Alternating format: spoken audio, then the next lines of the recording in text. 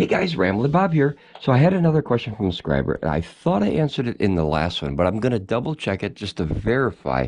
I like to always measure twice and cut once. If I can, I measure 3 or 4 times and then cut once. So I have the AC inverter on. His question was, does the DC shut off when it's not under load? So what I'm going to do is I'm going to do a 2-hour test, maybe a 3-hour test. It's very early in the morning right now. It's about 4 o'clock in the morning. I just got up a little early for work. And since I was up, I saw the message and I thought, you know what, I'm going to help if I can since I'm here. And I'm just having some hot cocoa and about to watch the sunrise pretty soon with my cat since I'm up. It seems to be, that's an old-timey thing, but my cat loves it, so I'm part of the team with that. So here's what we're going to do. We're going to turn the AC's on.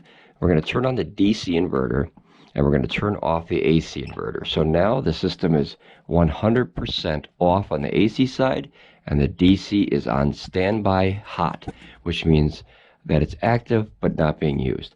So as you can see by the inverter, it uses about 3 watts for this inverter. I don't know if that's a total wattage being used, but that is the DC side.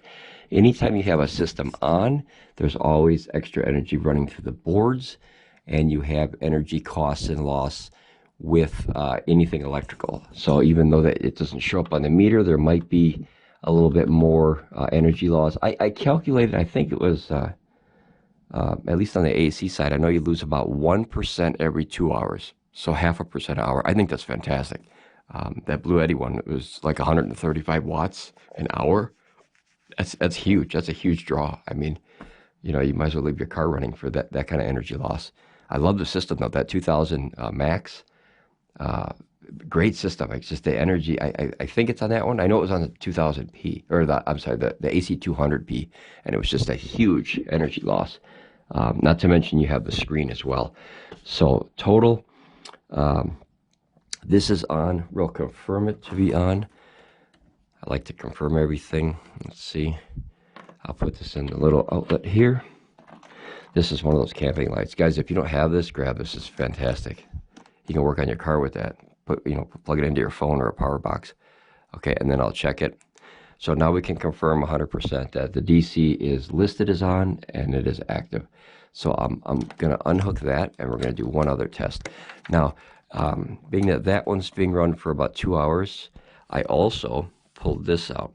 So this is obviously the cascade cable, the second one. I didn't get my other ones from PECRON yet. Hopefully this week is what they said. So I'm still waiting. But mine work fine. I want the brand new ones because I don't want to run anything modded, even though they work fine. Okay, so this battery is 100% self-contained now. It's just a pile of cells sitting all by itself, and this has a built-in inverter on it as well. So when we come on this side, it's very dark back here, guys. I didn't finish my my workshop yet. I'm still chugging along here. I'm gonna turn, if I can find it in the dark here. You'll see, I think, let's see, there it is. Okay, so hopefully you can see the button turn on. Okay, there you go. So my hand is here, as you can see my hand. That's PECRON, if you can make this light brighter, I'd highly recommend that. And like you can see a little bit of, I don't know if that's glare or something in the USB down, and I think it's glare from the angle I'm at, but this is the power button for the EB3000.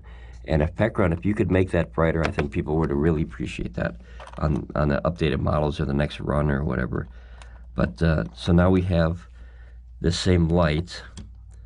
Like I said, this little guy comes in handy. I gotta guess. Okay, so there's the USB-A port, and then you can see the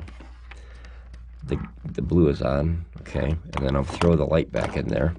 So like, say you're working at a tight spot like this with that little light, watch this, just boom, and now you can see the entire thing. So even though that's brighter than a dog ear, I'll turn it back off here.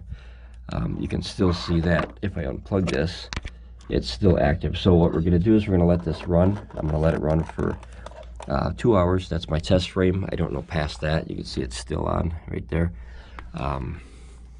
So battery is 100% on and active. In a standby state, obviously, because there's no load. Cable's unhooked. We'll leave that right there that we can mark it.